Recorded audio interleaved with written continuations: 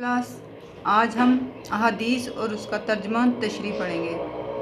हदीस नंबर 11 है, नमाज दीन का स्तून है, जिसने इसे कायम किया उसने गोया दीन को कायम किया, और जिसने इसे ढा दिया उसने गोया दीन को ढा दिया।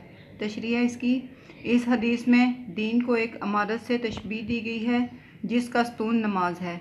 जिसने इसे स्तून को कायम रखा गोया इसने दीन की इमारत को कायम रखा, और जिसने इस स्तून को गिरा दिया तो उसने गोया पूरे दीन ही की इमारत को ढा दिया।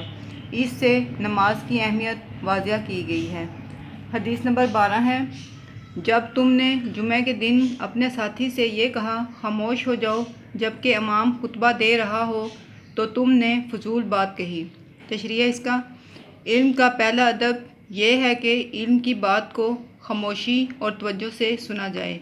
वाज़ और नसीहत से फ़ायदा उठाने के लिए भी ज़रूरी है कि सब से पहले इसे तवज्जो से सुना जाए। अगर कोई बात ध्यान से सुनी ही न जाए तो इसे समझना भी नामुमकिन होगा, और फिर इस पर अमल क्यों कर हो सकेगा। हदीस नंबर 13 है, जो शख्स जुमे के दिन लोगों की गर्दनों पर से फलांग कर गया गोया इसने जहन्नुम की तरफ पुल बनाया। तशरीह इसकी। इस हदीस में अदाब जुमा, अदाब मजलिस, एहतराम इंसानियत, तहज़ीम व सलीका और नज़्म व ज़ब्त की तरफ तवज्जो दिलाई गई है। माशरियत की मंदरजा झैल तमाम खूबियों के बारे में एक जामिया तालीम देने के लिए अदाब नमाज जुमा को मौजू बनाया गया है कि जब जुमे का खुतबा हो रहा हो तो बाद में आने वाले पहले से बैठे हुए लोगों की गर्दनों को फलांग कर आगे ना जाएं, क्योंकि ये बात अदाब मजलिस के ख़िलाफ़ है।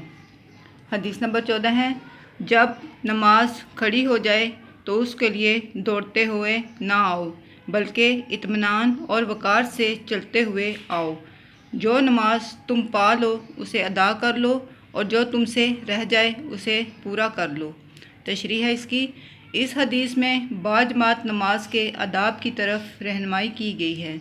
वो ये कि अव्वल तो हम बाजमात नमाज अदा करने के लिए वक्त पर मस्जिद चले जाएं और तकबीर औला में शरीक हों, और बिलफ़र्ज़ किसी मजबूरी की वजह से कोई शख्स तकबीर औला से रह जाए या मस्जिद में ताख़ीर से पहुँचे और नमाज अदा हो रही हो तो भागते दौड़ते जमात में शामिल होने की कोशिश नहीं करनी चाहिए, बल्कि हर मुमकिन वक़ार और मतानत का ख्याल रखना चाहिए।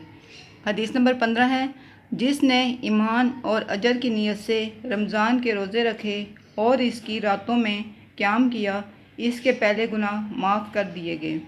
तशरीह इसकी। रोज़ा दीन इस्लाम का एक अहम रुकन है। इस महीने में इंसान के अंदर दीनी मिजाज और सब्र व तक़वा पैदा करने के लिए मखसूस दीनी फ़िज़ा पैदा हो जाती है। इस माह को नेकियों की फसल बहार करार दिया जा सकता है। रमज़ान के पूरे महीने के रोज़े फ़र्ज़ कर दिए गए हैं। अब जो कोई ईमान तकाज़ों को तकमील में और बारगाह इलाही से सवाब की उम्मीद के साथ रोज़े रखे और इस माह मुबारक की रातों में अपने रब के हुज़ूर क़याम करे तो इसके पिछले गुनाह माफ़ कर दिए जाते हैं। उम्मीद है आपको इन अहादीस की तर्जमा और तशरीह अच्छे से समझ आ गई होंगी। अगली वीडियो तक के लिए अल्लाह हाफ़िज़।